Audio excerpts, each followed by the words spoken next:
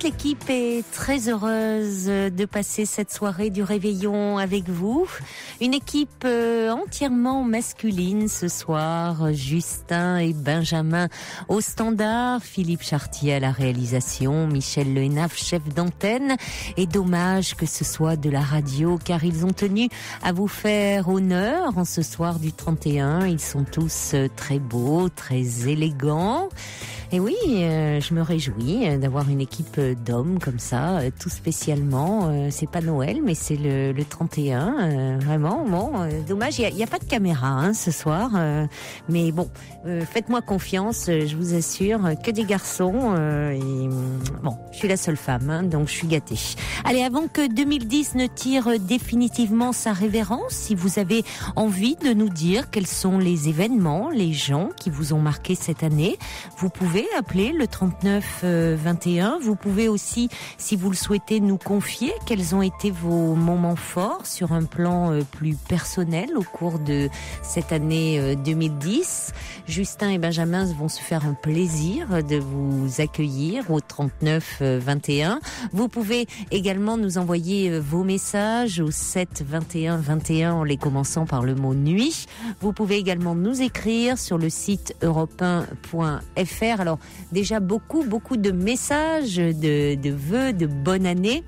Il paraît, j'ai croisé une dame cet après-midi, je lui présentais mes vœux, elle m'a dit non, surtout pas, il faut pas se souhaiter une bonne année avant les 12 coups de minuit, donc bon, j'ose plus pour ceux qui seraient superstitieux le faire, mais sachez, en tout cas, j'ai une pensée pour celles et ceux d'entre vous qui sont seuls, qui sont peut-être souffrants, qui sont un peu dans la peine. Je pense à Finette qui dit belle émission à tout le monde, heureuse de vous écouter ce soir parce que je suis toute seule et malade en plus. Alors merci d'être là. Il y a Petite Souris aussi qui est parmi nous. Il y a Angie qui est là. Il y a Gabriel des Hauts-de-Seine, le lion de Carthage.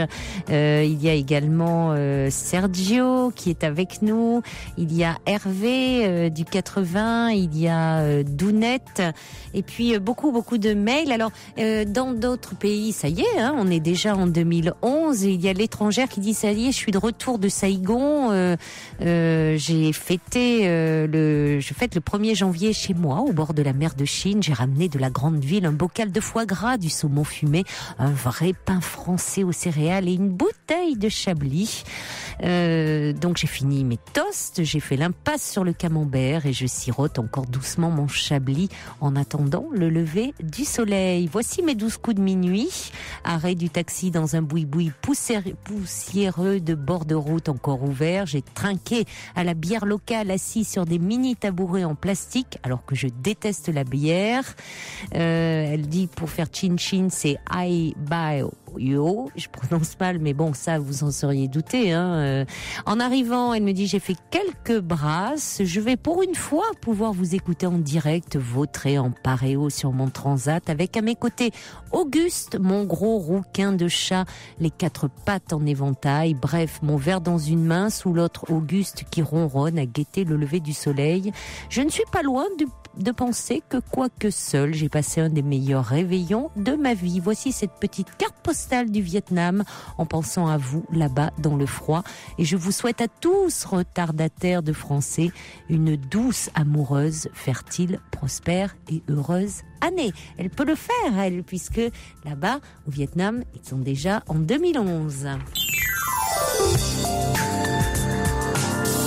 Jusqu'à 1h sur Europe 1, Caroline Dublanche. Voilà, comme il n'y avait pas encore assez de garçons, Fabien qui est de la rédaction qui est venu nous voir. Il avait commencé tout petit au standard parmi nous. Il était dans le tout début, il y a 10 ans. Et voilà, maintenant, il est journaliste à la rédaction. Il est venu nous faire un petit coucou et il viendra surtout trinquer avec nous, je l'espère, tout à l'heure. Bonsoir Mathilde. Bonsoir Caroline. Bonsoir. Je suis ravie d'être avec vous ce soir. Et je voulais simplement vous raconter une petite histoire un peu semblable à celle d'une de vos auditrices d'hier au soir, qui parlait d'un monsieur qui l'avait interpellé à la suite d'une petite bousculade. Et oui, moi, c'était Mireille qui. Voilà, je peux vous offrir quelque chose. Elle pensait à un café. Il voulait lui offrir un vêtement ou un bijou. Un bijou, oui. Non, mais moi, c'est une histoire beaucoup plus banale, mais j'habite donc le midi de la France et je sortais d'une grande surface et je me fais interpeller par un monsieur qui me dit « Je cherche quelqu'un comme vous ».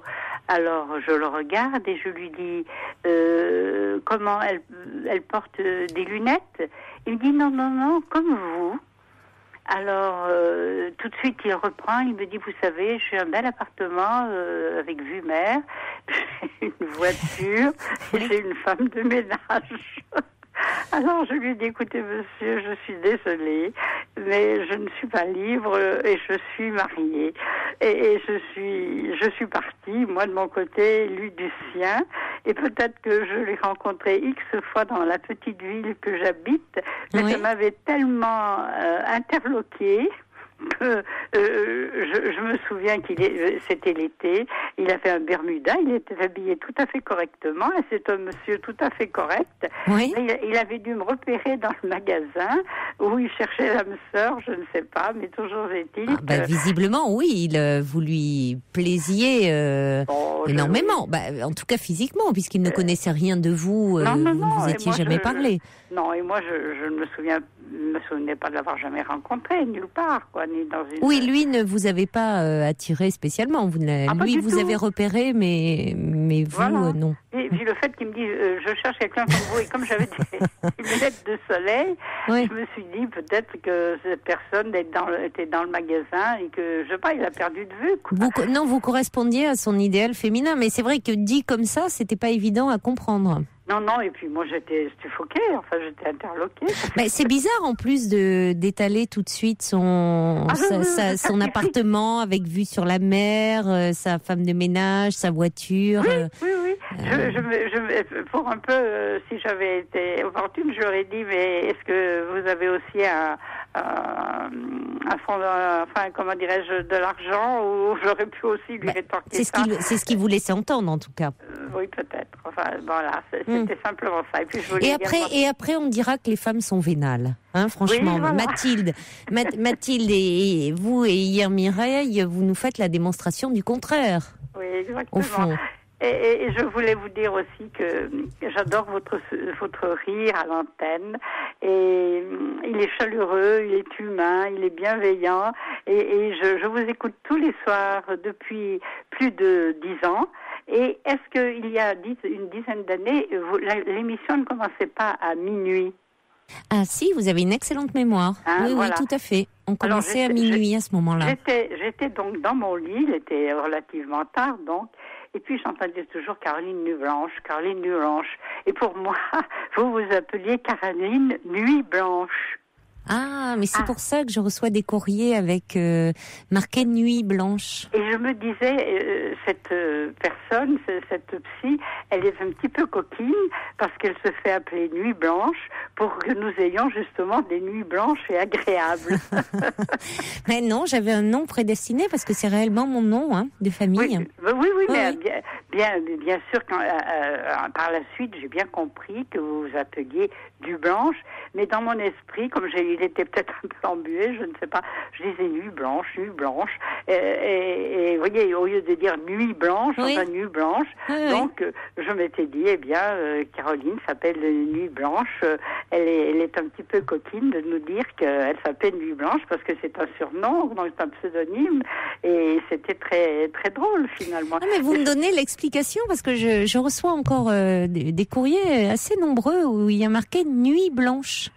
Et Europe 1, Caroline, et c'est marqué entre guillemets Nuit Blanche. Et je trouvais ça, moi, assez joli parce que je me disais, cette émission qui n'avait pas de nom, elle n'a jamais eu de nom. J'ai dit, tiens, au fond, ce sont les auditeurs qui l'ont baptisée. Lui donnant ce nom. Là-bas, écoutez, je pensais peut-être être la seule à avoir fait ce rapprochement, mais non. Donc, finalement, non. Vous me donnez l'explication. Je me disais, tiens, ils ont fait une association avec mon nom. Et je me disais, mon nom était prédestiné à faire ça. Mais non, j'ai l'explication à ça. Nous connaissons le fameux de l'histoire, voilà. Mais oui, grâce à vous. Je vous en prie. Eh bien, écoutez, c'est tout ce que je voulais dire ce soir. Mais écoutez, c'est amusant. Et vous l'avez recroisé. Vous ne réveillonnez pas, vous, ce soir, non, Mathilde? Parce que mon mari est malade. Ah. Et voilà. Mais enfin, on a fait quand même une petite fête. Oui. Mais un petit dîner. Devant la télé et bien sagement, nous attendons minuit pour nous souhaiter la bonne année. Oui. Une meilleure santé. Voilà, c'est surtout ça. Oui, il a un cancer. Alors, vous savez, quand on a ce genre de maladie, il faut vivre d'espoir, mais c'est toujours limite. Oui. Voilà. Oui, mais en même temps, bon, il y a des cancers qui se soignent aujourd'hui bien. Hein? Oui, il souffre d'un myélome, c'est pas un cancer bien agréable. Non. Mais c'est ainsi, et nous ne sommes pas jeunes, donc il faut faire avec.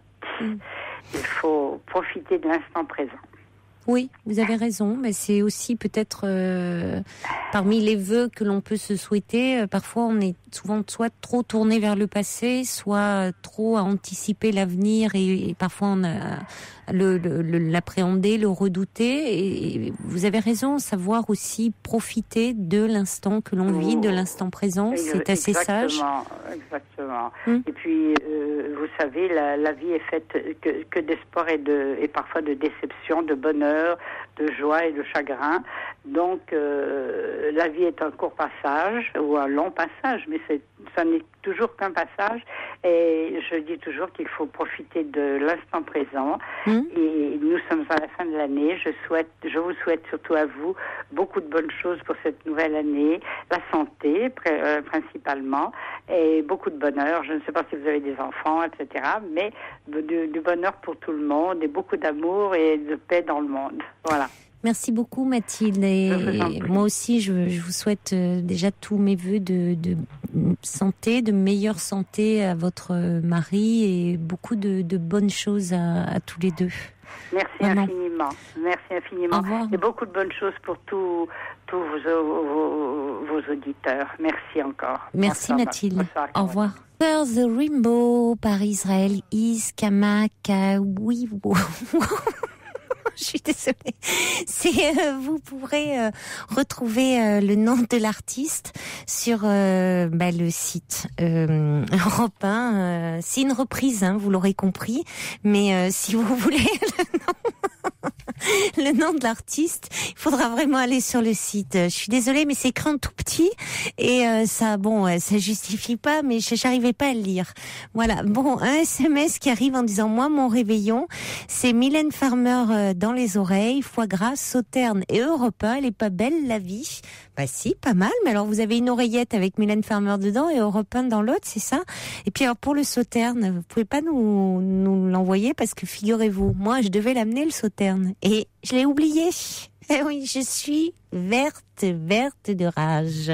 Et je vous raconte pas l'équipe, Ben oui, j'avais prévu le foie gras et Sauterne et en fait, je l'ai laissé dans mon frigo. Donc c'est râpé, voilà, on va avoir de la limonade à la place. Donc vous remuez le couteau un peu dans la plaie là, je dois vous dire. Allez, on va accueillir Françoise. Bonsoir Françoise. Bonsoir. Et puis merci pour tous ces vrais moments partagés. Que du bonheur de vous écouter. Voilà, je suis un petit peu émue quand même d'être à l'antenne. Oh, ça va bien se passer. Oui, voilà. Je vais adresser un mail. Oui, je l'ai sous les yeux. Vous êtes une fidèle auditrice, vous écoutiez depuis les débuts. Ah oui, je crois depuis le tout début. Oui. Par hasard un soir et puis complètement accro. Voilà. J'ai appelé déjà il y a quelque temps, il y a assez longtemps, 4 années d'ailleurs. C'était au moment où je mettais 800 km de distance entre ma fille et son père. Oui. Et je vous avais appelé un soir en difficulté parce que je n'arrivais pas à dire que je partais. Voilà, avec le regard extérieur, puis vos capacités d'écoute, vous m'avez fait avancer très très vite. Voilà, et c'est pour ça que ce soir, je vous ai envoyé un mail un petit peu comme, je dirais plus un questionnement, quoi, parce que c'est pas un appel au secours, il y a un peu de légèreté quand même dans ce que j'ai écrit, mais quand même un vrai questionnement. Alors oui, justement, dans votre mail, c'est un peu compliqué parce que vous parlez de votre désarroi, mais il y a beaucoup de choses. C'est-à-dire qu'à la fois, vous avez été mariée 2 fois, vous avez 3 enfants, puis en même temps, vous me parlez d'un film que vous avez été voir au cinéma, film alors que je veux aller voir moi justement ce week-end, les émotifs anonymes, dans lequel jouent Benoît Poelvoorde et Isabelle Carré. Qui est magnifique. Oui, qui est, paraît-il, un film magnifique. Il y a de très très bonnes critiques. Très beau. Donc c'est pour ça je vous avoue que vous avez tout concentré comme ça et du coup j'ai pas très bien compris en fait quel était le sens. Donc c'est bien qu'on en parle ensemble. Je peux reprendre, tout à fait. Oui, je préfère qu'on en parle ensemble. Oui, tout à fait. Donc en fait, voilà, ce que je voulais écrire, j'ai très condensé, c'est qu'effectivement, j'ai 49 ans, j'ai été mariée 2 fois, j'ai 3 enfants. Je sors d'une histoire de 3 années qui ressemblait un petit peu à ma première histoire, ma première longue histoire en fait, avec un petit peu ce sentiment de toujours reproduire. Et là où je souris ce soir, parce qu'il y a un côté quand même un petit peu d'autodérision, j'ai envie de dire, c'est que je suis allée voir ce film hier soir, donc Les Émotifs Anonymes. J'étais très touchée. J'aime beaucoup Benoît Poelvoorde qui joue très très bien dans son rôle, comme à chaque fois. Et j'ai un peu fait le lien avec finalement une rencontre qui s'est concrétisée aujourd'hui, une rencontre sur un site internet, mais après des dialogues. Et où finalement, contrairement à tous mes registres, en fin de compte mes représentations, j'ai rencontré quelqu'un qui, un petit peu justement, Benoît Poelvoorde, très émotif, très touchant, très sensible, pas du tout dans le paraître. Enfin, voilà, quelqu'un, j'ai envie de dire, dans plein d'émotions en fait. Et je suis un peu perdue parce que c'est pas quelque chose que je connaissais. Je me pense à la recherche de vraies valeurs et quand même envahie par un peu le paraître, l'exigence d'un, entre guillemets, niveau social, parce que ce n'est pas que ça. Mais voilà, je me questionne beaucoup en fait sur c'est quoi l'amour, quoi, en fait. Voilà. Alors, c'est une vaste question, ça, on pourrait y passer toute la nuit, hein, Françoise. Oui. C'est là que vous avez été assez abîmée par la dernière relation, semble-t-il, hein, avec un homme assez dominateur. Bon, donc, au fond, cette rencontre avec cet homme avec qui vous avez dialogué sur Internet vous bouleverse pas mal. Donc, vous l'avez rencontré là.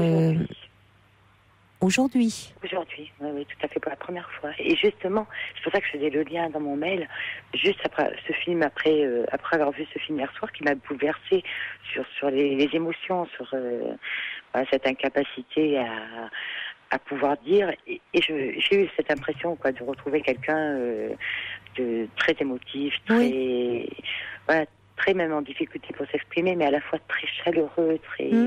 Voilà, un moment très fort, après, qui ne présage absolument pas de la suite, hein, bien sûr, parce que c'est pour ça que je me dis, c'est quoi l'amour? C'est est-ce que, voilà, c'est la question que je me pose. Il est un peu, déjà, bon, là, vous parlez d'une première rencontre, cet homme aussi était très intimidé, certainement, hein, peut-être pas, justement, aussi habitué à s'exprimer, à peut-être déjà intimidé par vous, intimidé par les circonstances même de la rencontre, entre dialoguer comme ça, via Internet et puis vous rencontrer en vrai, ça fait une différence. Donc, alors après, c'est quoi l'amour? Là, pour le moment, vous êtes troublé, semble-t-il. Non, c'est pas ma question quand je dis c'est quoi l'amour, c'est en fait que, comment dire, ce que j'ai un peu vécu dans ma vie, et je l'entends beaucoup sur l'antenne, vous en parlez beaucoup d'ailleurs et très bien, c'est la passion avec un petit peu ce coup de foudre, quoi. C'est cette relation un peu, un peu beaucoup d'ailleurs, hein, démesurée, avec le manque, avec tout ce qui est le grand besoin, comme si plus rien ne comptait autre que la personne rencontrée. Et là, je me sens d'un coup comme apaisée, j'ai envie de dire, voilà, comme si enfin, cette fin 2010, j'allais un petit peu sortir de, j'ai travaillé beaucoup, beaucoup travaillé sur moi en psychothérapie, sur pourquoi ces hommes, le premier, ce que je vous ai écrit dans mon mail, j'ai quand même 17 ans d'une histoire avec quelqu'un qui était très très bien de l'extérieur et extrêmement violent et très délétère dans l'intimité d'une vie familiale, hein.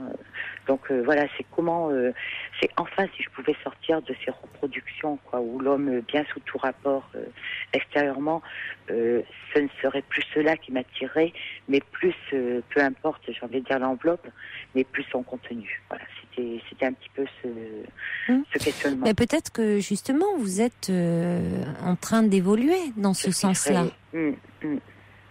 C'est vrai que ce travail que vous faites sur vous-même va vous amener peut-être de façon, même sans vous en rendre compte, à ne plus être attiré par le même type d'homme. Peut-être qu'auparavant, vous étiez attiré par des hommes qui avaient un certain statut extérieur, un certain statut social, une certaine apparence. Vous parliez, peut-être que lui en jette moins, enfin on met moins plein la vue, et fait plus, est quelqu'un de plus intériorisé, moins sûr de lui, moins, mais finalement une plus grande richesse intérieure. Voyez, sous des allures. Vous étiez jusque-là avec des hommes, semble-t-il, qui avaient un certain statut social, une certaine aisance à tous les sens du terme. Mais qui, au fond, auprès desquels vous ne pouviez pas réellement épanouir votre personnalité. Donc peut-être qu'avec un homme plus sensible, plus à l'écoute, c'est important ce que vous éprouvez, rien que dans la première fois, de ce sentiment d'apaisement. Oui, tout à fait. C'est-à-dire ce sentiment, au fond, d'être de confiance. Oui, et puis un peu de sérénité. Il faut faire faire confiance à ce que l'on ressent, ce feeling. Voilà, tout à fait. Parce que justement, dans les premiers temps, ça contraste avec cette passion dont vous parliez. Oui. Dans la passion, on n'est pas apaisé, hein. Jamais. Alors c'est vrai on se sent terriblement vivant, mais il y a pas il y a des relations d'amour où on peut être soi-même, enfin. Oui. Vous voyez, parce que avec l'autre, on peut être vraiment nous-mêmes et où on se sent aimé pour nous-mêmes. Voilà, c'est un petit peu, en fait, c'est ça, c'est vrai, quand vous dites, j'ai été abîmée par une relation, en fait, c'est vrai que j'ai vécu une vie pour 3 ans, extrêmement difficile, mais pas que sur un plan sentimental. Disons que j'ai vécu une grande douleur en tant que maman, avec un accident très grave de mon fils, et qui m'a révélé, en fin de compte, la vacuité de la relation. Qu'en fait, il y avait beaucoup de paraître, beaucoup de représentation, même d'amour, même à l'extérieur, et puis au fond, cet immense besoin de réconfort dont j'avais besoin dans une situation dramatique, je ne l'ai pas eu du tout.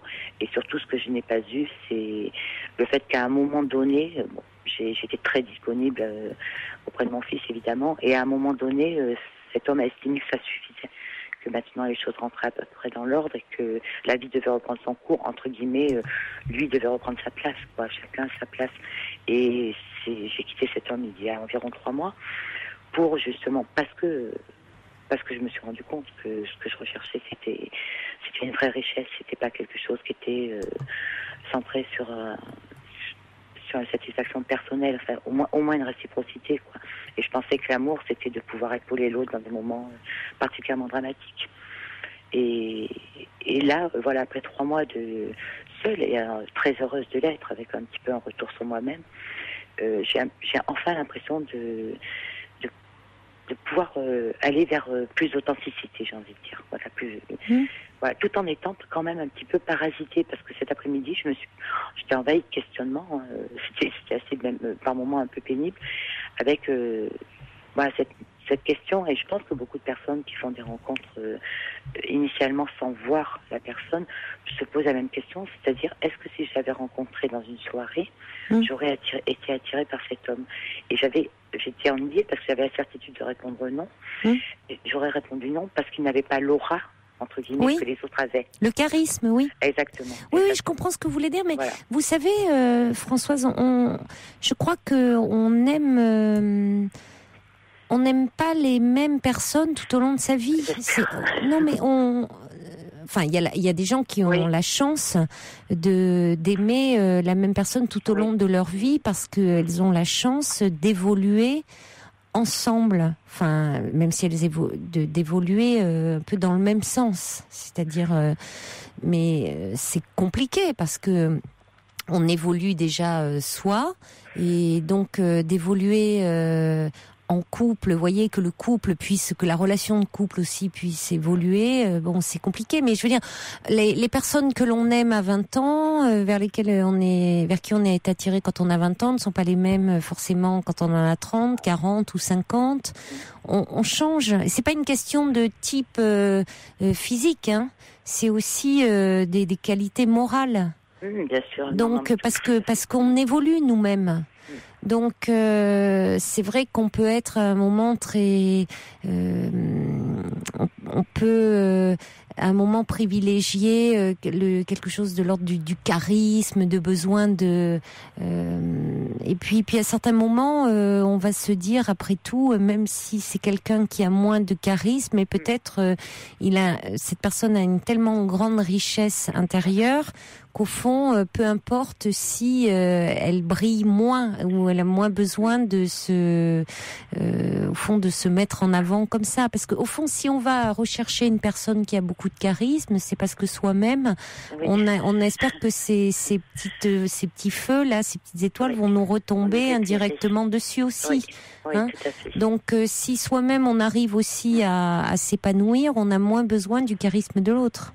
Ça, j'entends bien, c'est important ce que vous dites. Voilà, tout à fait. Parce que c'est vrai que j'ai été étonnée à quel point j'étais bouleversée et par cette chaleur, par ce qui émanait, et en même temps, par moments où je me retrouvais, j'ai envie de dire, comme avant, entre guillemets, en disant, mais il n'est pas l'homme auquel tu es habitué, il n'est pas...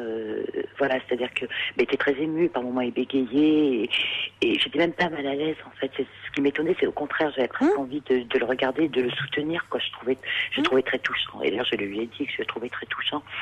Et rien ne correspondait à ce que je connaissais. À ce que vous connaissez habituellement. Vous aviez plutôt des hommes avec une grande aisance. Mais c'est plutôt, moi, je trouve ça très réconfortant pour les hommes qui nous écoutent et qui parfois disent que ils ne sont pas toujours à l'aise comme ça dans les relations de séduction avec les femmes et dans les premiers rendez-vous, dans les premières rencontres. Ce qui ne veut pas dire en plus, n'oubliez pas que c'était un premier rendez-vous, hein, Françoise. Donc, et vous avez pu aussi fortement l'intimider, le troubler, oui, il pouvait vous trouver extrêmement séduisante, et être très intimidé par votre séduction à vous, hein, aussi.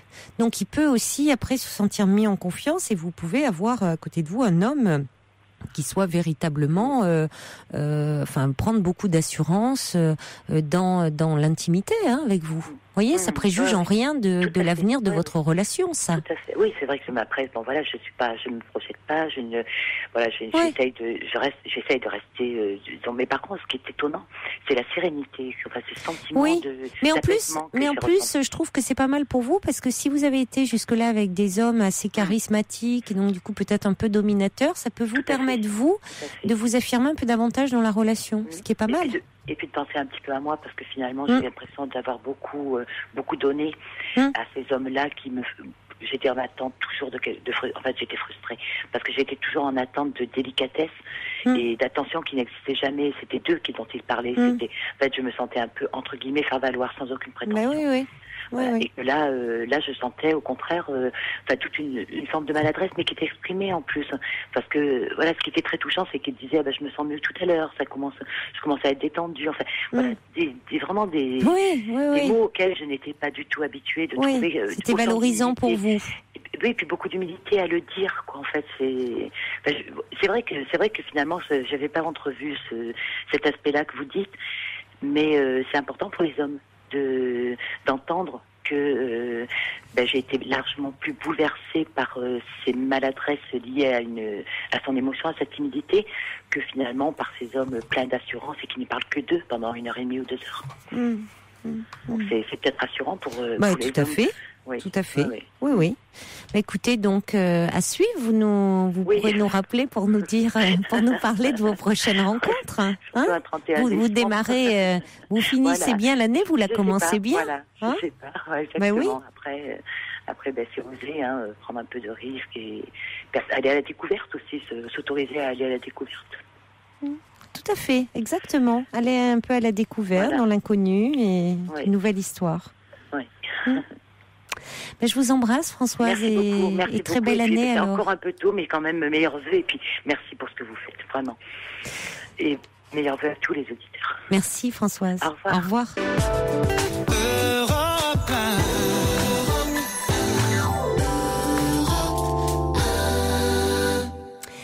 Vos mails qui m'arrivent sont très nombreux. Cani Noussé qui dit « Oh, je vous envie beaucoup ce soir. Les meilleurs réveillons que j'ai passés, c'était aussi à l'antenne, une radio libre avec les auditeurs. Maintenant, je suis retraitée, seule, mais aux joies, je vous écoute. Alors, bonne antenne à vous, amis de la nuit. » Et puis Anouchka qui dit « Je veux vous souhaiter, ainsi qu'à tous vos auditeurs, une très bonne année. Je vous écoute depuis 4 ans. En effet, c'est vous qui avez pris dans mon lit la place de l'être cher, qui est parti vers des horizons plus ensoleillés. Je vous dois la vie. Sans vous, je pense que j'aurais plongé au sens propre. Alors merci pour cette émission et pour cette présence chaleureuse. Et Daphné qui dit merci à vous, merci à l'équipe. Seule depuis quelques mois après une séparation, j'ai choisi de passer cette soirée un peu particulière à méditer seule. C'est avec hâte que j'attendais finalement cette soirée, car c'est agréable de la passer en votre compagnie. Bonne fin d'année à vous tous. Et puis Marie-Thérèse Dehé qui était avec nous, qu'on a eu après la soirée des 10 ans, qui dit bonne année à toute l'équipe, à Fifi, à Siba, à Quentin, à Justin, que cette année 2011 soit riche de bonheur, de santé et de paix. Il y a Laurence qui dit j'ai découvert la mission il y a moins d'1 an, je deviens accro, je suis souvent touchée par les situations des auditeurs, cela m'aide aussi parfois beaucoup, je serai à l'écoute car je suis seule, en rupture avec mon ami il y a 1 mois et demi. En vous écoutant, je pense que ça ira mieux. Vous êtes donc les premiers, l'équipe de l'émission et les auditeurs auxquels je souhaite une très bonne année 2011. Beaucoup d'amour pour tous et moins d'injustice sur cette planète et santé surtout. Et puis il y a Jeanne qui dit coucou les nuiteux, je vous écoute et vous apprécie, alors plein de petits bonheurs, de grandes joies pour tous les auditeurs, de belles surprises, une santé, un peu de souffle pour apprécier tout cela. Et merci de me tenir compagnie. Et elle dit, au fait, le monsieur d'hier avait peut-être fait un pari. C'était le monsieur à propos de Mireille qui lui avait dit, alors je vais vous offrir un vêtement ou un bijou. On n'avait pas pensé à ça. Et puis il y a Camille, elle dit, allez, bon réveillon à tous les auditeurs. Bien que seule, je passe une agréable soirée bien au chaud avec la télé et la radio. J'en profite pour confectionner mes cartes de vœux en main, ciseaux, colle et bout de papier. Ambiance très créative chez Camille. C'est une bonne idée de faire soi-même ces cartes de vœux. Allez, on accueille tout de suite Yolande. Bonsoir Yolande. Bonsoir Caroline. Bonsoir. Voilà, écoutez, je profite de cette occasion merveilleuse puisque nous passons à 2011. Oui. Donc, je voulais vraiment vous saluer particulièrement et vous présenter tous mes vœux et les présenter à toute l'équipe qui vous entoure. Oui. Parce que là, j'ai eu Justin, un garçon très charmant, très agréable. Et oui. d'après ce que j'écoute tous les soirs, parce que je vous écoute très régulièrement, et j'ai même suivi... Vous l'avez pas vu sur le film, sur la vidéo, Justin? Non. Des 10 ans? Je vais tout vous dire, je suis non-voyante. Donc, ah. Voilà. Bon, donc, mais ne vous inquiétez pas, j'ai tout compris dans sa voix. Parce que dans sa voix, alors écoutez, voilà, il a écouté parce que quand vous me dites qu'il est charmant, sinon, il est bourré de charme. Il a un charme. C'est notre, Johnny Depp français, je dis. Hein, non, vraiment, vous voyez, je vous le dis pour vous, vous voyez, Johnny Depp jeune, hein, parce qu'il est jeune, Justin. Eh ben c'est voilà, moi je trouve c'est Johnny Depp, voilà. Je salue à Siba, à Fifi, dont vous parlez souvent aussi, Quentin, Fifi, et puis j'en passe peut-être aussi, le réalisateur, Philippe Chartier. Oui, tout à fait. Je sais. Donc je suis cette émission avec beaucoup d'intérêt parce que je suis à la retraite, j'étais professeur de musique et j'ai toujours aimé les études de psychologie. Donc, Oui. j'ai toujours été très intéressée à cela. Et si je vous disais, j'aide mes amis, parce que j'ai eu des amis malades, gravement malades, et qui sont décédés d'ailleurs, et que j'ai accompagnés par téléphone, justement. Oui. Alors je me disais, ben voilà, je prends un petit peu l'exemple de Caroline, en écoutant mes amis malades, en les accompagnant, comme je le fais. Et d'ailleurs, tous les amis que j'ai qui ont des soucis, on appelle Yolande, et puis Yolande est là, parce que je n'ai rien à écouter de moi. J'ai toujours eu envie d'écouter les autres. Voilà. Voilà. Vous savez, ma vie, c'est ça, en fait. Donc, c'est vrai que c'est très enrichissant. Voilà. Et je salue vraiment cette vocation que vous avez d'aider les autres. Et de les réconforter, de les conseiller. Et d'abord, vous avez une voix fort agréable aussi, qui se prête vraiment. Mais c'est un plaisir, hein. Vous savez, Yolande. Bon, d'abord, à la base, c'est mon métier. Oui, et oui, puis, il y a ce, vous savez, il y a une vraie curiosité. Il y a une vraie curiosité, mais une certaine curiosité. Enfin, quand on s'intéresse aux autres, quand on s'intéresse aux gens, finalement, ça devient. Vous voyez, il y a ce goût des autres. Donc, il n'y a pas, voilà. J'ai toujours eu justement ce goût des autres. Que vous avez aussi que. Oui. D'ailleurs, j'ai vécu à l'île de la Réunion en tant que professeur et je me suis beaucoup occupée des personnes qui étaient à la léproserie de l'île de la Réunion. Ah oui. Et avec mes grands élèves, nous allions leur faire des spectacles, nous allions les divertir. Et puis, j'ai toujours aimé ça. J'ai toujours aimé les autres, les gens. J'ai toujours aimé les gens et je crois que... Et alors là, ce soir, vous le passez seul ce réveillon? Écoutez, je suis avec ma sœur et maman. Oui. Maman, c'est 88 ans et demi. Nous sommes avec elle. Elle est à la maison. Elle fermera ses yeux un jour à la maison, je l'espère. Voilà. Elle est avec nous. Elle est notre pilier de la maison. Elle est la douceur de la maison, parce que c'est la douceur même. Et voilà. Donc les fêtes, le réveillon se passe entre la télévision et moi auprès de vous, à la radio. Donc je choisis cette émission pour dire toute cette affection que j'ai pour cette émission. Vraiment. Bah écoutez, ça nous touche. Vous faites un travail considérable. Ça nous touche beaucoup, hein, Yolande, que vous ayez tenu à nous J'entends appeler. tous les auditeurs qui repartent, après vous avoir tant écouté, repartent beaucoup plus sereins. Et c'est ça, en fait, que vous faites passer. Vous faites passer tout cela, ce charisme, votre métier, comme vous le dites. Oui, c'est mon métier. Il y a plus que le métier. Il y a plus que ça. Il y a l'affection, il y a l'amour des gens, en fait. Ah ben il y a après le métier on le fait avec oui on y met le plus vraiment... voilà je vous le dis on le fait avec c'est un plaisir chaque soir d'être là hein, ça c'est évidemment mais c'est un échange à chaque fois c'est une rencontre une découverte mais en tout cas ça nous touche beaucoup hein, je trouve que toute l'équipe est très sensible à tout ce que vous nous dites ça fait plaisir de vous avoir entendu. Pardonnez-moi, Caroline, je vais vous dire que je privilégie cette émission à des lectures que je pourrais faire le soir. Vous voyez, à tel point que ça m'aide aussi peut-être à réconforter d'autres personnes et en suivant vos conseils que vous donnez comme ça. Alors, j'essaie de prendre note peut-être pour aider d'autres personnes. Voilà. Donc, j'essaie de faire passer le message, en fait. Voilà. Mais écoutez, merci beaucoup d'avoir été là avec nous ce soir et puis on vous souhaite un bon réveillon avec votre maman et votre sœur et puis une très belle année à vous, hein, qu'elle vous soit douce. Une très belle année, paisible, sereine, avec beaucoup de joie. Et vraiment... Et puis toujours très entouré par votre équipe à qui je souhaite également. On sera à vos côtés. Cette année de bonheur, de solidarité, comme vous le faites. Voilà. On continuera à être à vos côtés. Vous êtes très écoutés, ne vous inquiétez pas. Je continuerai. Mais grâce à votre soutien, merci beaucoup. Merci Yolande, je vous embrasse. Formidable. Et puis aussi, nous avons eu l'occasion d'entendre Sophie Peters qui a une voix ensoleillée aussi, Oui, comme la vôtre. elle est, elle a une voix, C'est- elle est charmante et très chaleureuse, Sophie. Nous sommes Oui. entourés vraiment de psychothérapeutes plus qu'avertis et puis charmantes, je dois dire. Voilà. Oui, mais elle réveillonne là. Elle m'a envoyé un petit texto avant. Elle super. se repose, elle passe, mais elle vous fait toutes ses amitiés. Ah, formidable. Écoutez, en tout cas, je transmets à toute l'équipe mes vœux de très heureuses années. Merci beaucoup, Que cette Yolande. Au émission revoir. Aille au-delà du monde. Mais par Internet, vous savez, Europe 1, on l'écoute maintenant partout. Hein. Voilà. Je vous embrasse. Au revoir. Je vous embrasse aussi, Caroline. Au revoir.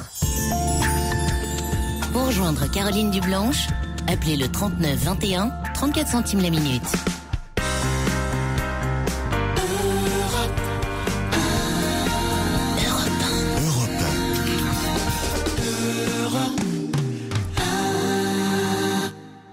Et oui, on le disait avec Yolande. Yolande disait que cette émission soit écoutée dans le monde. Eh bien, oui, Europe 1 est écoutée dans le monde. La preuve, là, on part au Vietnam. Bonsoir, France.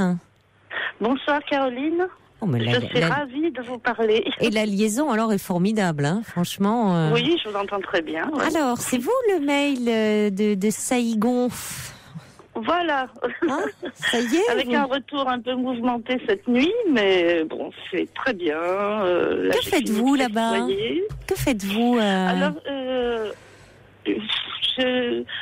comment dire, j'étais prof avant, j'étais très très très malade pendant 3 ans et demi.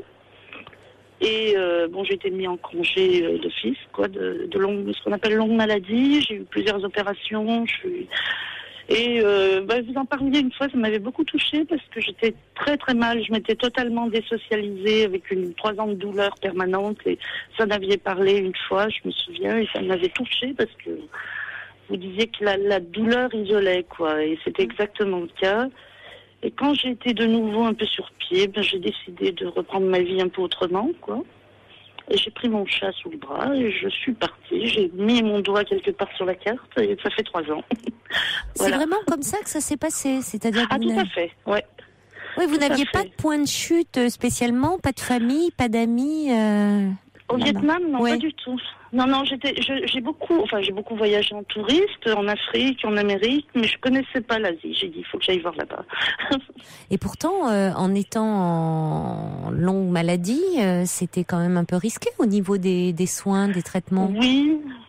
Alors je connaissais pas très bien le fonctionnement, donc j'avais regardé quand même une ville parce que je voulais la mer, j'ai des problèmes pour me déplacer, mais j'adore nager. Oui. Donc j'avais regardé une ville pas trop loin de Saïgon, c'est-à-dire où il y a un hôpital franco-vietnamien, Oui. sans savoir. Alors évidemment, ça n'est qu'à 200 km, mais c'est 5-6 heures de route. Je me rendais pas très compte de France. Oui, effectivement. Mais oui. bon, je touche du bois, je n'ai eu aucun problème depuis que je suis là, donc tout va bien, quoi. D'accord. Et alors là, vous n'avez pas d'activité professionnelle. Je suis écrivain, oui. Vous êtes écrivain. D'accord. Oui. Et vous comptez rester longtemps là? Vous n'avez pas de projet, c'est pas déterminé encore, tant que vous. Je rêve de Madagascar. Alors un jour, ça va. Ça fait 3 ans que je dis je voudrais partir à Madagascar et je suis toujours là. Donc je sais pas si ça va se faire, mais c'est un rêve, oui. Et alors comment ça se passe le nouvel an là au Vietnam? Parce que vous dites vous avez bu de la bière, vous, c'est ça? Oui, même si vous avec le chauffeur de taxi. Ah bon, vous avez. Alors on s'est arrêté sur le bord de la route. J'ai dit c'est quand même minuit, il faut qu'on s'arrête. Alors on a bu une bière. Alors vous avez trinqué, vous avez trinqué, vous avez trinqué. Comment on dit? Moi je l'ai prononcé, mais c'était catastrophique. Comment on dit vous? Mothaiba yo. Ah d'accord, c'est mieux là tout de suite. Ça veut dire 1, 2, 3. 1, 2, 3, d'accord. 1, 2, 3, yo. Voilà, il faut trinquer au moment du yo. Alors vous êtes arrêté sur le bord de la route et vous avez trinqué avec le chauffeur de taxi. Mais voilà, c'était amusant. Et Auguste, après, le chat, était à vos côtés? Ah non, il était resté à la maison. Non, c'est pas pour ça qu'il avait les 4 pattes en l'air. Il n'avait pas. Ah non, il était content que je revienne. J'avais pas été là de la semaine, donc il était couché avec moi sur le transat, bien vautré. Il me laissait juste une petite place. Ouais. Bon. Et voilà, je m'étais pris vraiment du foie gras. J'étais allée dans un magasin occidental qui est hors de prix ici, mais je me suis fait ma petite fête toute seule. Et puis là, il est 6 heures. Il est déjà 6 heures du matin ? Il est 6h moins 5, oui. Oui, vous êtes fait un réveillon bien français, hein ? Oui. Camembert et tout. Vous avez pu trouver, vous pouvez vous approvisionner assez facilement ? Ah, Saigon, oui. Là oui, où Saigon quand même, oui, ça dépend. C'est une grande ville, donc vous y arrivez. Non, j'habite la capitale du Nyok Mam, donc au niveau gastronomique, c'est pas ça. tout baigne dans le Nyok Mam, donc. Ah oui, mais c'est bon. Que j'aime bien, mais oui, voilà, mais bon. Parfois, j'ai envie d'un bon morceau de fromage, d'une bonne tranche de jambon cru. Bon, le chablis, c'était bon, ça, vous avez apprécié ? Ah, le chablis était bon, et après, j'ai fait quelques brasses dans la piscine, et puis je me suis mise dehors avec mon verre de chablis. Ah, c'était fantastique. Oui, vous avez passé un bon réveillon, là.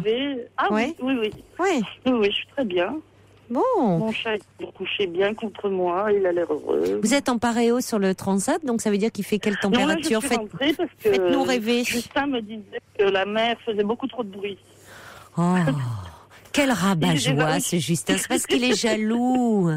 Il est jaloux. Je sais bien. La mer faisait trop de bruit. Non mais attendez, nous on aurait aimé entendre le bruit des vagues. C'est parce qu'il est pas en paréo, lui. C'est pour ça. Voilà, je ressors un peu, mais là, elle s'est calmée un peu. Faites voir, ressortez un peu, on va entendre le bruit des vagues. Oui, ça y est, je suis dehors. Oh non, c'est trop génial ça. 23h54, entendez. Je me tais. Voilà, alors ici, entendez on dit le bruit. On dit quoi ? Chuk Mung Nam Moi. Ça veut dire bonne année en vietnamien. Oh là là, entendez ça, le bruit des vagues, il fait quelle température ? Oh, il fait très chaud, très très chaud. Il doit faire 26, 28 là. Voilà. Vous êtes au Vietnam, il fait 26, 28 degrés. Et vous entendez le bruit des vagues. Et vous nous le redites encore, bonne année ? Chuk Mung Nam Moi.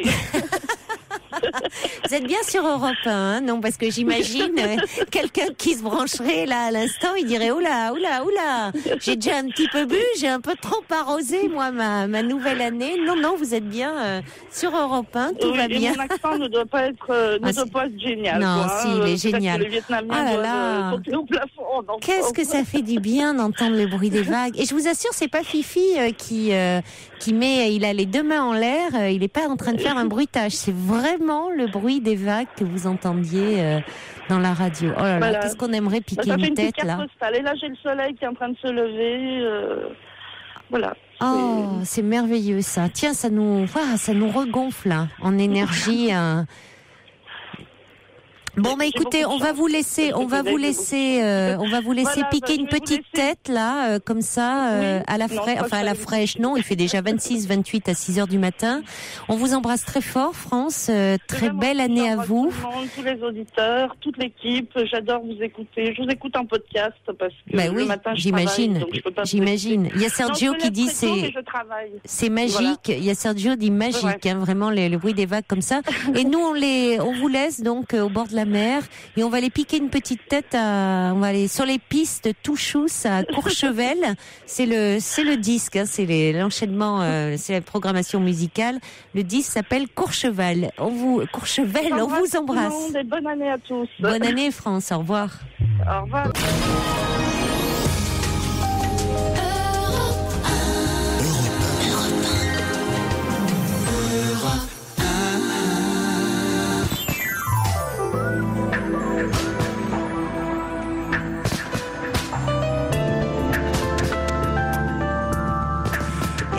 Ces feux d'artifice. Fifi se déchaîne en régie. Il est content ce soir, Fifi. Il paraît que les Champs-Élysées sont noirs de monde. Mais je peux vous dire que... n'en rajoute pas une couche. Déjà que on n'a rien à boire. Bon, mais c'est virtuel ce soir. Au moins, nous serons sobres. Demain, nous n'aurons pas mal aux cheveux, nous, en nous réveillant. Hein, voilà.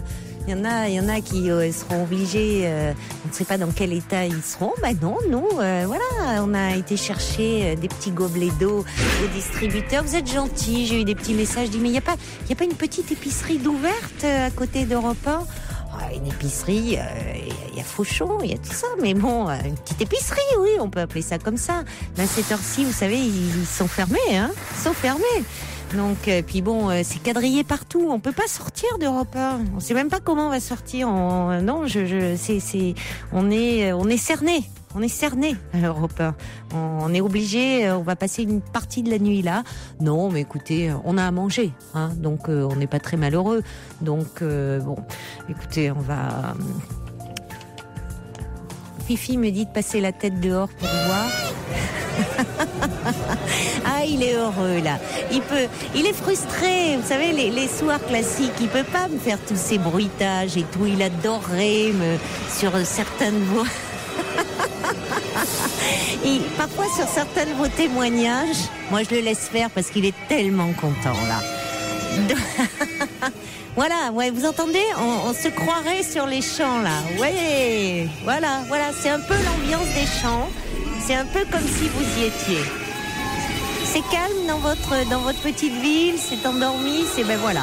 Vous êtes sur les champs, voilà, c'est ça, c'est à peu près ça. Voilà. C'est à peu près ça. Alors, voyez, Fifi, voilà, ça, c'est son rêve.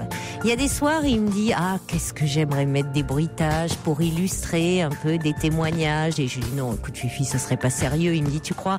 Je lui dis, oui, non, c'est pas le genre de l'émission. Alors là, voilà, il y a un soir dans l'année où il peut s'en donner à cœur joie, c'est celui-là. Alors là, il fait tout péter, là.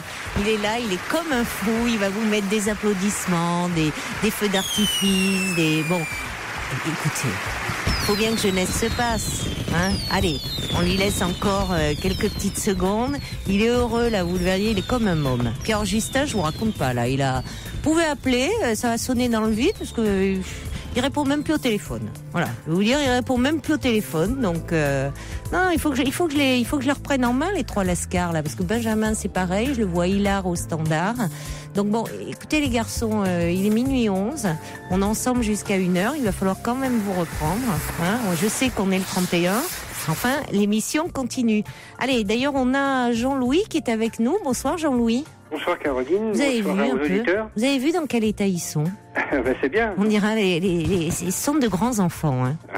Vous avez vous qui étiez en ligne là, en attente au standard, vous en avez eu pour vos frais là. C'était agréable. Vous aviez, vous voyez, c'était.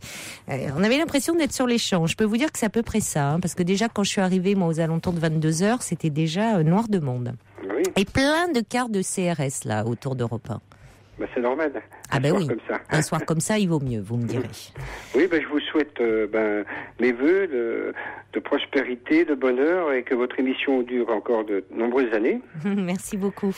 Alors, écoutez, si avec votre soutien, ça devrait, hein? Je pense, oui. Alors, vous êtes où, vous, Jean-Louis? Je suis à Dijon, Côte d'Or. Et alors, à Dijon, est-ce qu'on fait la fête? Je pense pas. Moi, je l'ai pas faite. Mais enfin, je pense que dans certains endroits, on doit faire la fête. Oui, certainement. Vous avez réveillonné, vous? Oh non, j'étais seul avec ma maman et voilà, on a fait un petit repas. Mais enfin bon, c'était bien sympathique. Demain, on ira au resto, voilà. Ah, vous allez aller au restaurant demain midi. Voilà, c'est ça. Oui. Bon, c'est bien agréable comme ça. Donc et là donc vous comme ça vous êtes à l'écoute tranquillement. Oui, j'attendais avec impatience vous entendre. Oui. Je suis un fidèle auditeur. Oui. Je vous ai parlé il y a pas très longtemps d'ailleurs sur le sujet qui était la solitude. Oui. Oui. Pourquoi? Parce que vous sentez assez seul? Non, je suis pas tout à fait dans la solitude complète parce que je fais du sport, je suis dans un club de tennis, je vois du monde quand même. Oui. Non, mais c'est parce que ça m'avait interpellé, parce que j'avais vu sur un article dans un magazine. Ah, c'est vous qui m'aviez appelé, qui aviez lancé le débat. C'est ça, voilà. Oui, je me souviens de vous. Oui, vous aviez lancé le débat sur le fait que 4 millions de Français souffraient de solitude. Oui, je me souviens. Il n'y avait pas beaucoup de conversations dans l'année, paraît-il. C'est vrai, oui. Et on a vu beaucoup d'appels ce soir-là. C'est ça, oui. Oui. C'est vrai. Et vous vivez avec votre maman ou... Oui, mais j'ai quand même une amie, mais elle est pas divorcée, elle est veuve, et puis on vit pas très, elle est pas très loin d'où j'habite, alors, et je l'ai rencontrée d'ailleurs dans le club de tennis. Ah, comme quoi ça permet de faire des rencontres, outre le fait que vous aimez faire du tennis, mais et là vous ne réveillonnez pas avec elle? Non, elle était chez sa fille qui est malheureusement qui a une maladie assez difficile à supporter, la sclérose en plaques. Ah oui, en effet, oui. Oui, d'accord, donc... Je la verrai demain matin, disons. D'accord. Oui. Donc demain matin, vous la voyez, elle, et demain midi avec votre maman. Voilà, c'est ça. Comme ça, demain après-midi, je serai avec cette amie-là. D'accord. J'essaye de panacher. C'est bien, comme ça, voilà, vous êtes avec les femmes de votre vie. Exactement. Mais écoutez, j'étais ravie de vous parler, Jean-Louis. Moi aussi, je suis très heureux de vous avoir eu au téléphone. Je vous souhaite une très belle année, ainsi qu'à votre maman. Oui, merci. Faites-lui mes amitiés de ma part. Oui, je vous remercie. Moi, je vous souhaite plein de bonheur. Merci beaucoup. Et plein d'auditeurs. Merci beaucoup, Jean-Louis. Voilà. Au revoir, merci, très belle année à vous. Au revoir. Merci, au revoir, Caroline. Oh, Fifi, il va nous rendre sourds. Pour rejoindre Caroline Dublanche, appelez le 39 dans l'oreille, là. 34 centimes la minute. Il y a Olivier le patrouilleur qui dit « Mais vous allez mettre le feu au studio avec les fusées. » Et il faut plus rien lui dire parce que, remarquez, s'il y en a un parmi vous qui était sur le point de s'endormir, c'est raté. Il faudrait faire ça, certains soirs. Parfois, vous me dites, votre voix douce fait que ça me permet de m'endormir. Finalement, ça me donne des idées. De temps en temps, je vais dire à Fifi, allez, lance quelques fusées comme ça, quelques pétards. Ah oui, ce serait pas mal ça. En plein au milieu de la nuit, comme ça, c'est bien parce que c'est un petit son mélodieux. En plus, c'est agréable. Il y a Marido, qui dit, je célèbre avec vous et tous les cousins français le Nouvel An. Je recommencerai dans 6 heures puisque je suis au Québec. Alors, gros bec sucré du Québec à tout le monde, particulièrement à Christine, au Trublion, à Olivier, à toutes vos joyeuses équipes, Marido et Polo le chat. À propos du chat, j'avais justement j'avais un petit mail de Moumoun qui disait Moumoun souhaite une belle année à toutes les boules de poil et leurs familles. Il voulait passer faire une bise à Lily, mais tentant désespérément de tirer sur votre chevillette et constatant que la bobinette ne chira pas, il se contentera d'une bise à Justin, à Benjamin, à Fifi, à Pierre Courade, qui n'est pas là ce soir, mais il dit belle année à tous. Et puis 39 21 34 centimes la minute. Il y a également Sébastien et Suzy qui, eux, nous souhaitent une belle année de Budapest. Il y a Marie-Cécile également qui dit « Je n'ai jamais osé appeler, mais belle année à toute l'équipe ». Il y a également Salah d'Alger qui nous présente tous ses vœux. Également Antoine. Et Sébastien qui dit « Oh, moi, je suis à l'écoute, je suis seule, j'ai juste dîné un petit peu plus tard et mangé un petit peu plus que d'habitude. » Je voulais vous souhaiter à vous, Caroline, à toute votre équipe, à tous les auditeurs d'Europe 1 une excellente année. Puisse cette émission durer encore très longtemps. Sébastien de Nantes. Il y a également Michel qui nous présente tous ses vœux. Il y a également, ça c'est par SMS, il y a Rémi qui dit merci d'être là pour égayer nos soirées. Et puis alors des SMS qui disent mais où est passée notre majesté? Pas de message, pas de vœux de notre majesté. Franchement, nous sommes très déçus. Oui, il m'a chargé de vous transmettre ses excuses. Il avait une soirée, depuis longtemps réservée ce soir, et il vous présente tous ses vœux pour la nouvelle année, et il est très contrarié de ne pas pouvoir être parmi nous ce soir. Il a envoyé même un petit texto, Sa Majesté Georges, en disant qu'il était tellement contrarié que du coup, ses huîtres passaient mal, passaient de travers. Il aurait pu faire un message enregistré, je suis bien d'accord. Allez, on va accueillir qui est avec nous maintenant. Je ne sais pas. Mais oui, normalement, il y a quelqu'un qui annonce. Bonsoir Marie-Annick. Bonsoir Caroline. Bonsoir Marie-Annick. On se croirait à la cour, vous savez, avec celui qui annonce. Je vois. Je vous présente tous mes vœux. Moi aussi, Marie-Annick. Vous avez vu cette entrée, hein, qu'on vous fait une entrée royale, hein. Ils n'étaient pas du tout gais quand j'ai appelé Justin et d'un seul coup, on dirait que ça va mieux. Bon, bah écoutez, tant mieux. Ah là là. C'est Fifi, il est complètement. Mais je vous dis là, depuis toute l'année, il a une boîte comme ça, il a tous les sons dedans, il peut pas les utiliser. Alors là, il va tout nous mettre, je crois. Et il a pas de bruit d'animaux, c'est étonnant. S'il en avait, je crois qu'on entendrait tout, hein, ce soir. Hein. Tout est permis ce soir. Oh bah écoutez, oui, hein, le soir du 31. Et on n'a rien bu. Oui, c'est ça. Vous imaginez si on avait eu le sauterne? J'imagine. Je vous raconte pas. Hein. J'imagine. Oui. Oui.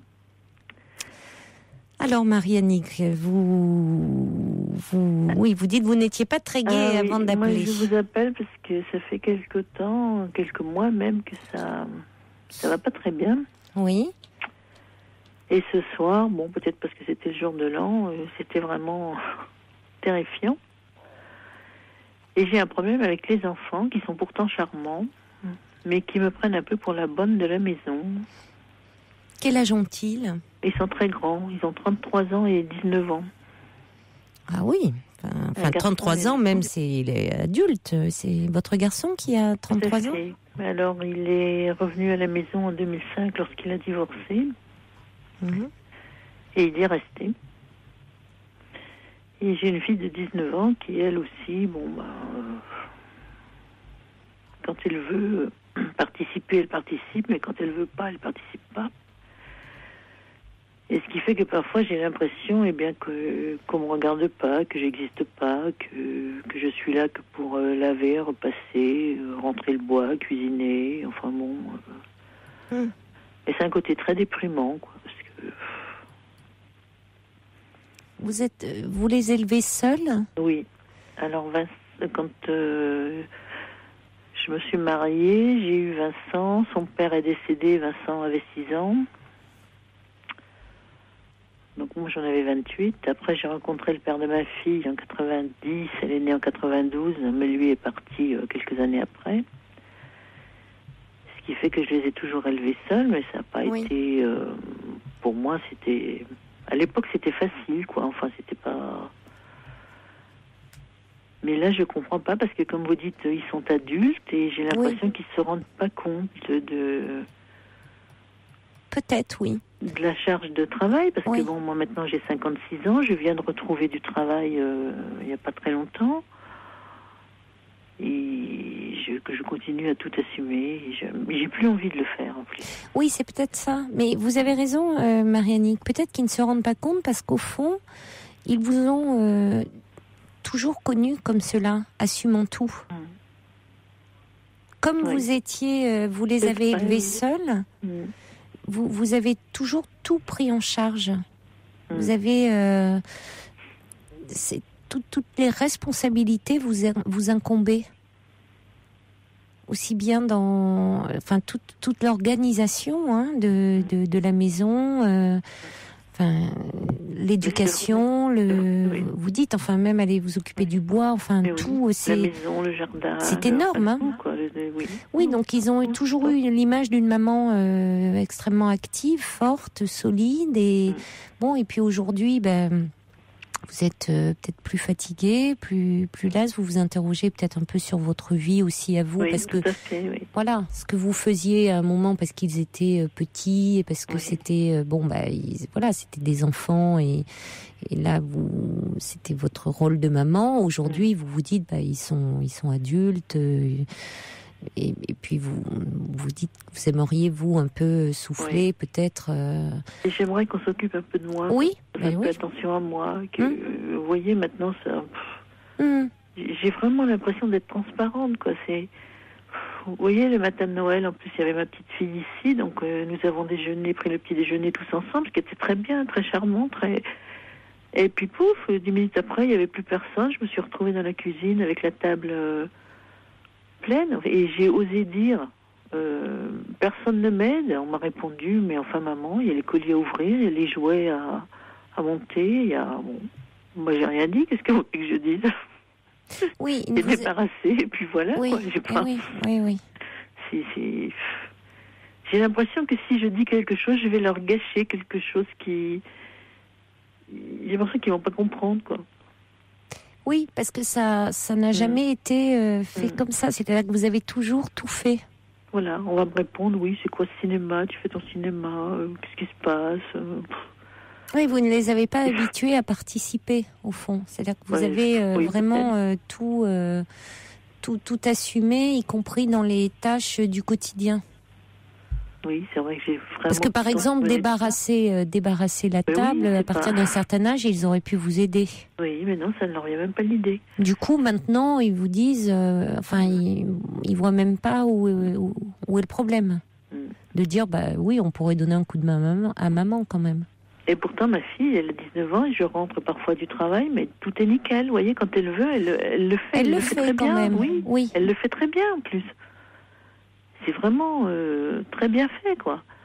Mais c'est très rare, quoi. C'est de temps en temps.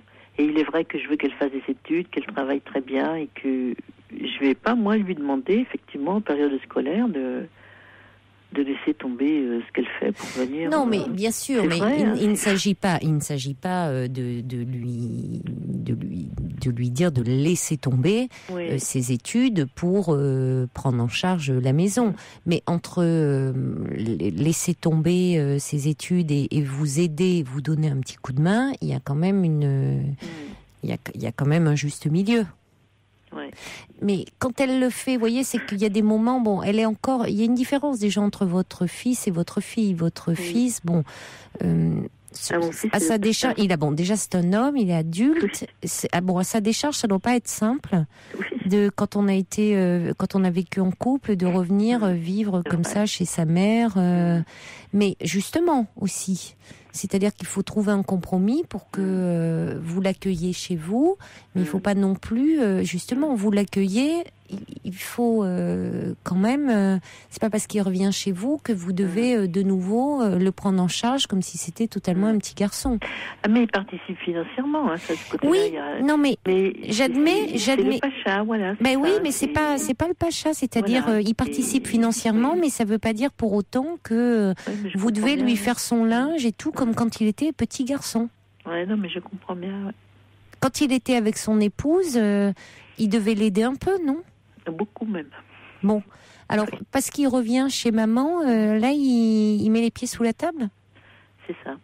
Oui, vous pouvez lui dire, tu sais, je suis un peu fatiguée, je vieillis aussi un peu. Mais vous savez, quand je lui dis ça, Caroline, il me regarde puis il me dit, écoute maman, mais arrête ton cinéma. Non, vous pouvez lui dire, ce n'est pas du cinéma. Oui, j'ai essayé. Dire, toi, tu le ressens peut-être pas, mais moi, je fatigue. Il y a des moments où je suis fatiguée. Parce que c'est vrai qu'à part ça, si vous voulez, ça se passe bien. Il n'y a jamais de... On s'entend bien, la maison est grande, on a chacun notre coin. Je veux dire, c'est totalement vivable. Hein. Mais il y a ce côté un peu qui me chiffonne, quoi. C'est tout le temps moi qui décide tout, qui pense à tout, qui... Et s'il manque... je crois qu'il faudrait... Vous êtes là, Marie-Annick ? Non, on a perdu... Mais non, je suis là. Non, d'accord, non, il y a eu un blanc, j'ai cru que vous étiez parti. Non, mais justement, j'entends bien, vous m'avez dit d'ailleurs, vos enfants sont charmants. Mais oui. Mais vous savez, dès que l'on cohabite ensemble, quand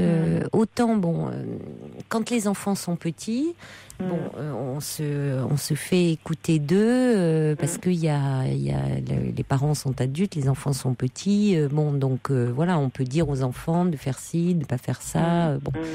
Mais ça devient plus compliqué quand les enfants sont adolescents, jeunes adultes ou adultes et qui sont obligés de revenir vivre chez les parents.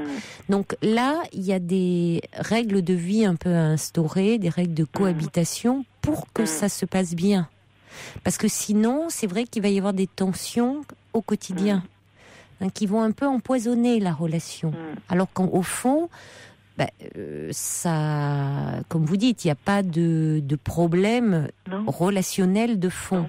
Non. Donc, c'est des règles un peu de vie commune pour vivre en bonne intelligence et que chacun y mette un peu du sien.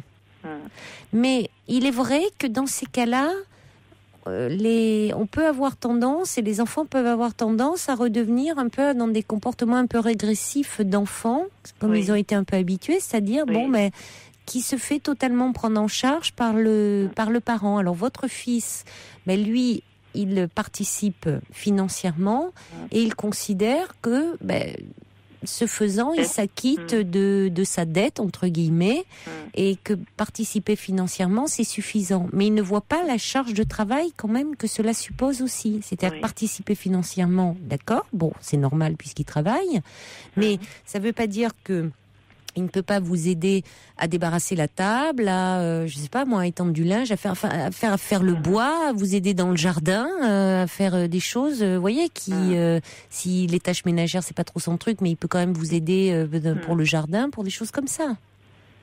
La seule chose qu'il fait, il tombe. Mais moi, le problème que j'ai, Caroline, c'est que à partir du moment où je me dis que ce sont des adultes, je me dis que je n'ai plus à leur demander, ils le voient bien ce qu'il y a à faire. Et quand ils étaient enfants, je pouvais encore leur dire, je couvert, fais la vaisselle. Mais maintenant, ils sont adultes, ils le voient bien, autant que moi, ce qu'il y a à faire. Non, ça ne les... Mais ils le voient, mais je crois qu'il faut quand même leur en parler et leur dire que ça serait important pour que justement que ça se passe au mieux et que la cohabitation se passe au mieux. Parce qu'aussi, votre fille, voyant l'exemple de son frère, elle suit aussi ce chemin-là. Alors elle, en plus, c'est elle est encore... c'est encore une jeune femme, hein, 19 ans, c'est encore jeune. Encore jeune, bien sûr, oui. Oui. Il y a des moments, elle le fait comme ça spontanément, elle le fait parce qu'elle a envie de vous faire plaisir. Exactement. Et puis d'autres moments où c'est un peu compliqué, où elle n'a pas envie de le faire, ou bon. Mais vous pouvez lui demander sans vous fâcher, dire écoute, au lieu de dire je sais plus comment vous avez dit pour débarrasser la table, dire j'aimerais bien que vous m'aidiez. Oui. Vous voyez, le formuler en disant vous avez dit il n'y a pas encore des choses, carrément leur demander, dire écoutez, j'aimerais bien que vous me demandiez.